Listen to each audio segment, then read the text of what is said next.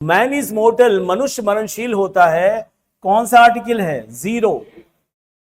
अब अगर आप यहां ए लगा दो, अ मैन इज मोर्टल, तो इसका मतलब यह होगा कि जो पुरुष है वो मरणशील होता है और महिलाएं अमर हैं। तो इज इट सो? ऐसा है क्या?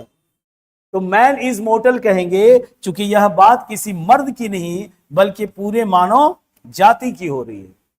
अब अगर हमने यहां कहा कि आदमी आपकी प्रतीक्षा कर रहा है, तो here I am talking about a particular man, male person, तो a man is waiting for you. अब अगर यहां पर हम ए हटा दें, आर्टिकल ना लगाएं, man is waiting for you, that means नहीं, पूरी मानव जाति तुम्हारी प्रतीक्षा कर रही है, man is waiting for you. Clear है? तो क्या करेंगे? अ man is waiting for you. आप देख रहे हैं ना आर्टिकल की महानता कितनी है। अब यहां देखिए, मर्द जो है वो तेजी से पृथ्वी को नष्ट कर रहा है या मानव जाति? बोली कहां गड़बड़ी है? ए में है, ये नहीं होगा। मैन इज क्या ये वाला इस पैटर्न पर है? अब डिफरेंस समझ गए ना कि मैन कहेंगे तो क्या अर्थ होगा, अ मैन कहेंगे तो क्या होगा।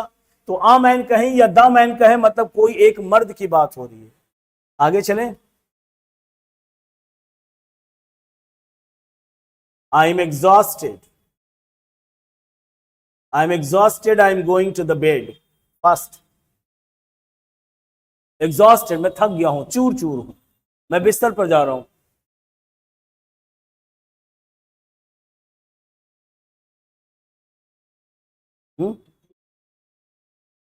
चलिए, आप लोग भूल जा रहे हैं। बिस्तर वो जगह है जहां हम सोने जाते हैं, स्कूल वो जगह है जहां पढ़ने या पढ़ाने जाते हैं, हॉस्पिटल वो जगह है जहां डॉक्टर या पेशेंट जाते हैं। और अगर इन जगह का इस्तेमाल उसी काम के लिए किया जाए जिसके लिए वो चीज बनी है, तो आर्टिकल का प्रयोग नहीं होता। डी बोले थे। बात समझ में आ रही है?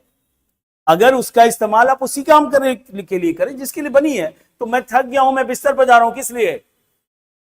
तो यहां पर दी नहीं होगा, answer is D. The project has been postponed for a indefinite period.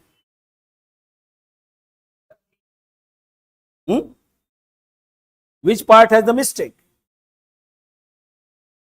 बिल्कुल साफ साफ दिख रहा है।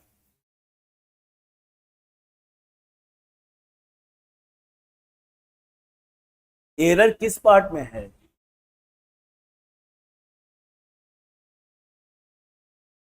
सी में। अब ऐसे क्वेश्चन में गलती आप करेंगे तो कैसे काम चलेगा? कहां से तुम सी बोल रहे थे? For an indefinite period. अब ऐसा थोड़ी कि एप्पल के पहले देगा कि ए लगाओ कि एन लगाओ, ऐसा तो एग्जाम में देगा नहीं ना question. The photograph will give the reader far better notion of the structure than any verbal description. थोड़ा सा कंसंट्रेशन को, फोकस को बढ़ाना पड़ेगा। You will get the answer.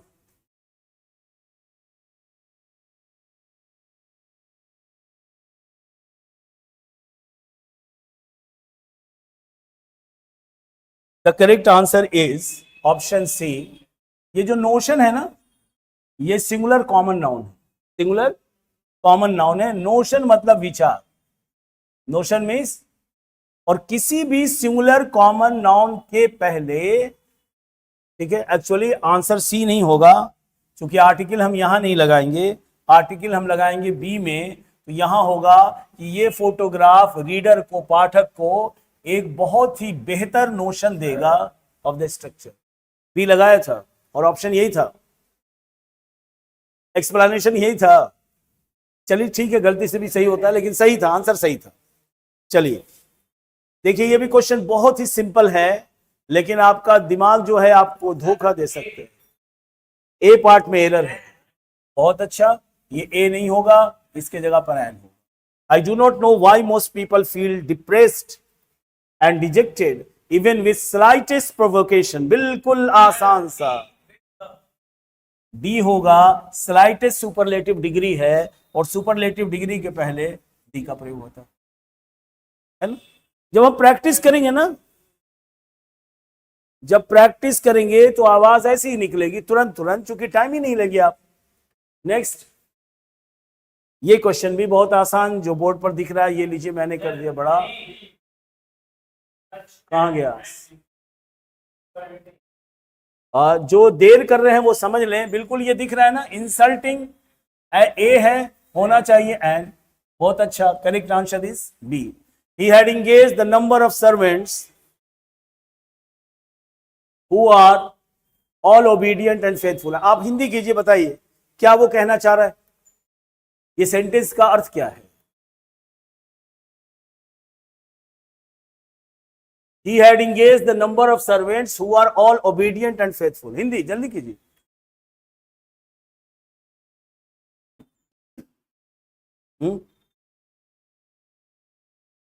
इतना देर हिंदी करना है आपको? हाँ, एंगेज का मतलब उसने नियुक्त किया है। हाँ, हम्म हम्म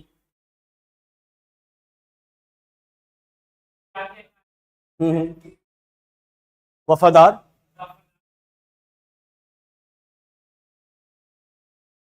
इसका क्या अर्थ आप निकाल रहे हैं?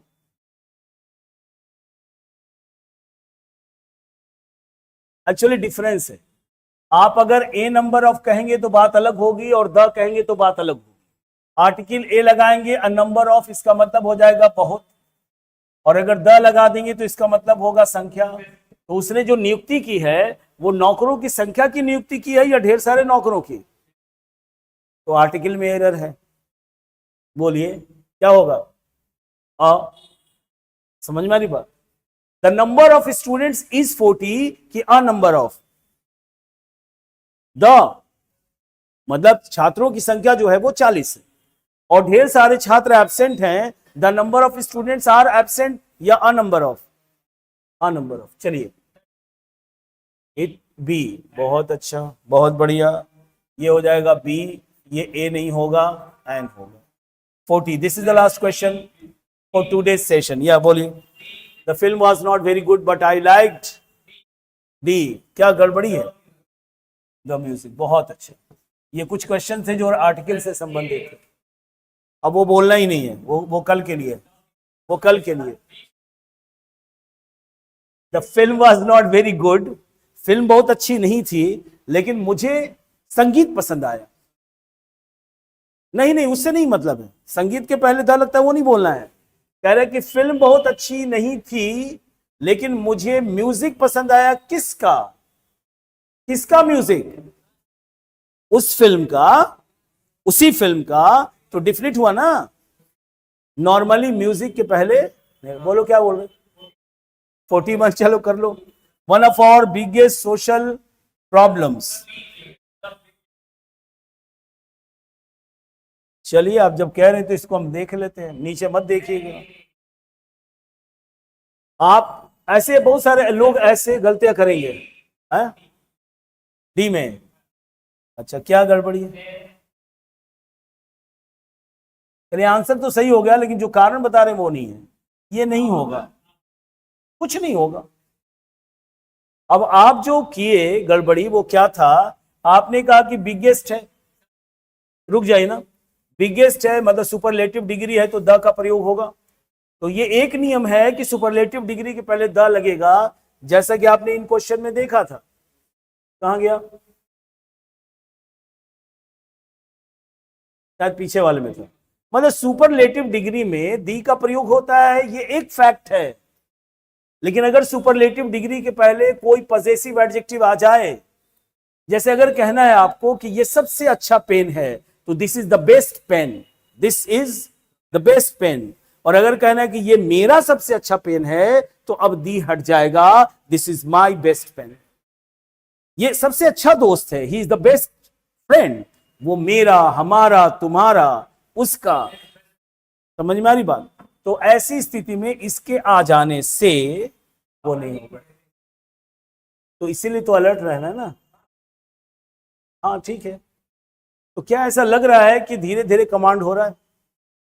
थोड़ा सा फास्ट चला है आज, लेकिन आप इसको देख लीजिएगा, मैं यूट्यूब पर डाल दूंगा। ठीक है, thank you so much, that's all. Okay.